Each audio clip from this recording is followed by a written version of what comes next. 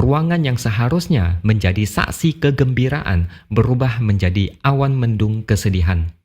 Yang paling lucu adalah sebelum hari pencoblosan, tim Ridho berharap bisa menang satu putaran. Tapi sekarang target mereka sudah berubah. Mereka berharap bisa 2 putaran. Sebenarnya tanda-tanda kekalahan Ridho sudah kelihatan. Selain karena blunder yang dilakukan Ridho saat hari pencoblosan,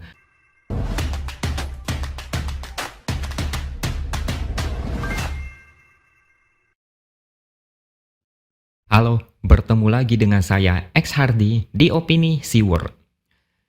Kalau diibaratkan, Ridwan Kamil dan Suswono atau disingkat Ridho terpeleset di dekat garis finish.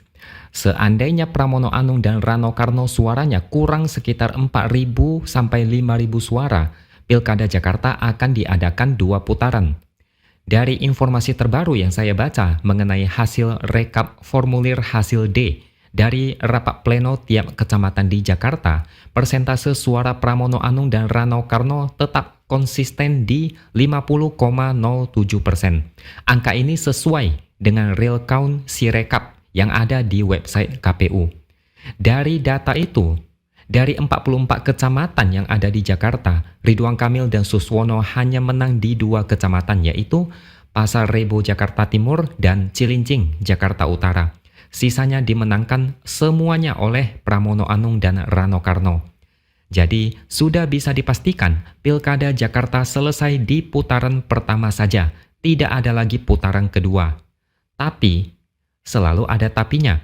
Ini sekaligus membanting argumen ngotot dari tim Ridho yang pernah mengatakan mereka yakin Pilkada Jakarta berlangsung 2 putaran. Saking yakinnya dengan Pilkada 2 putaran, mereka sudah melakukan konsolidasi kekompakan gabungan 16 parpol Kim Plus.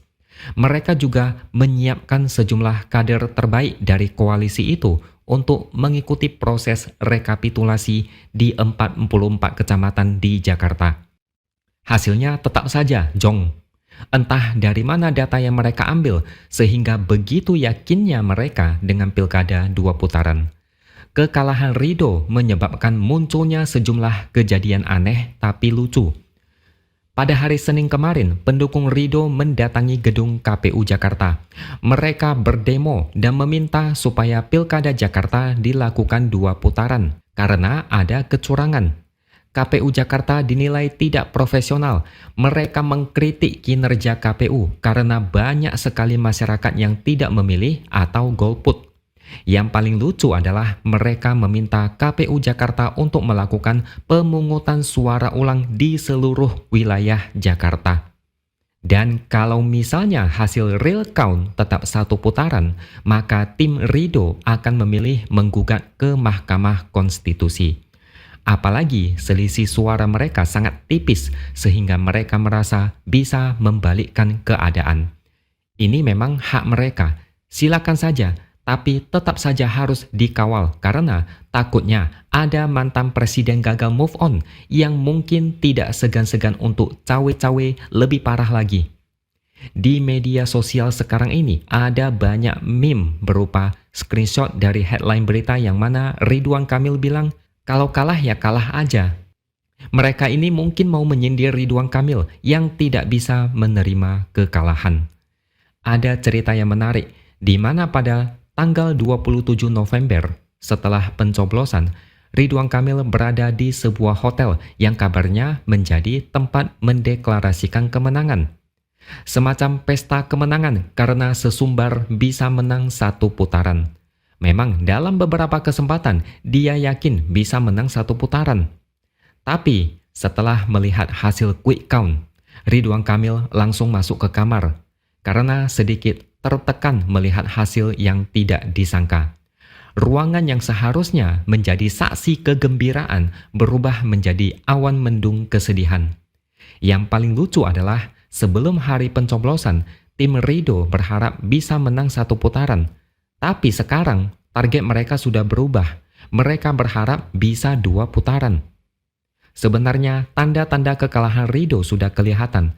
Selain karena blunder yang dilakukan Ridho saat hari pencoblosan, Dari petinggi-petinggi parpol Kim Plus yang hadir di hotel itu hanya ada 2 petinggi Gerindra, yaitu Wakil Ketua Umum dan Sekjen Gerindra. Sedangkan pimpinan pusat parpol Kim Plus sama sekali tidak terlihat. Yang datang hanya beberapa pimpinan wilayah. Saat konferensi pers, raut wajah Ridwan Kamil terlihat lesu dan tidak semangat. Tidak optimis seperti dulu saat yakin bisa menang 1 putaran. Kemudian muncul tudingan-tudingan atas kekalahan Ridho, salah satunya karena mesin partai Kim Plus banyak yang tidak jalan. Salah satunya adalah PKB yang menjadi sasaran. Hingga akhirnya, Wakil Ketua Umum PKB membantah tudingan itu dan memberikan respon yang menurut saya sangat menohok. Dia mengatakan, PKB sudah bekerja keras dan mengeluarkan banyak uang untuk memenangkan Ridho. Kalau yang dijual tidak laku, mau apa? Ini statement yang sangat pedas. Telinga Ridwan Kamil mungkin sangat panas mendengar ini. Tapi ini tidak salah. Kalau memang tidak laku, apa yang bisa dilakukan? Saya yakin banyak partai di Kim Plus yang sudah tahu Ridho tidak akan bisa menang. Makanya mereka ogah-ogahan mendukung dan mesin partai tidak panas. Ngapain capek-capek mendukung kalau pada akhirnya kalah juga? Tapi harus diakui, Pilkada Jakarta memang agak lain. Ini mungkin berkaitan dengan masyarakat Jakarta yang rata-rata lebih melek politik, lebih sejahtera, lebih cerdas, dan lebih di atas rata-rata daripada warga wilayah lain. Saya kasih contoh beberapa program Ridho yang kalau diterapkan di pilkada daerah lain, kemungkinan bisa menang. Ridwan Kamil pernah berjanji bakal kasih 100-200 juta untuk setiap RW kalau menjadi gubernur Jakarta. Ini tentunya sangat menggiurkan. Kemudian ada banyak orang yang membagikan foto kupon dan sembako bergambar wajah Ridho.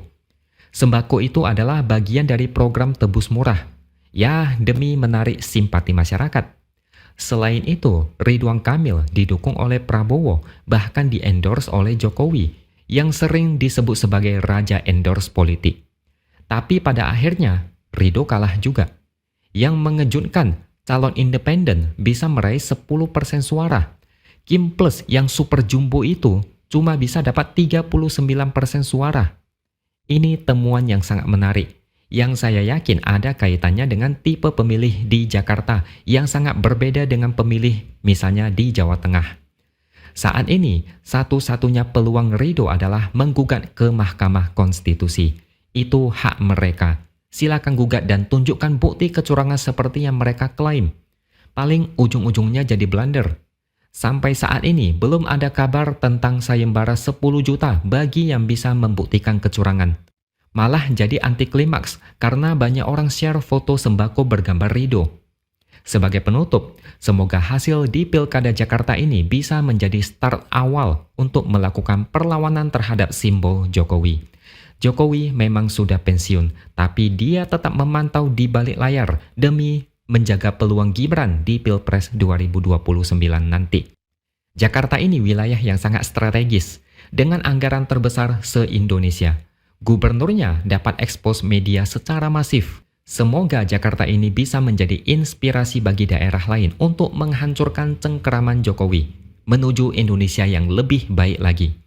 Oke, sampai di sini dulu opini dari saya. Subscribe channel ini supaya makin berkembang dan jangan lupa tuliskan komentar Anda.